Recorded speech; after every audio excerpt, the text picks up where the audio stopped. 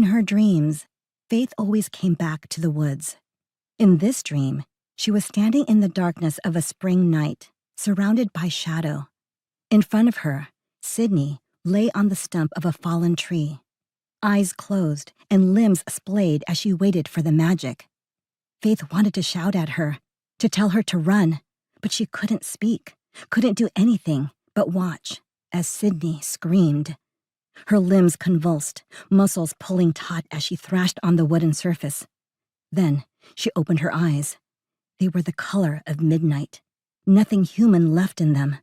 Faith ran through the woods, trees closing in around her, shadows rushing in from behind. Branches whipped at her face, creeping roots burned away at the last moment by ribbons of fire. Behind her, she heard shrieks, laughter. Someone called her name. She felt a touch, skeletal and spidery, on the back of her neck. Faith jolted awake. When she woke, the first thing she felt was the gentle sway of the sea. She was on a ferry, seated in a booth by a window. The shapes of distant islands were visible on the other side of the glass. The ferry was filled with the steady murmur of conversation, so familiar that for a moment, Faith forgot this wasn't just the start of an ordinary year at Ellery West.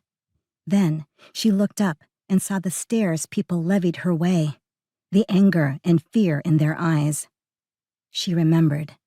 She was Maria Faith Castillo, senior at Ellery West, and she had killed her best friend.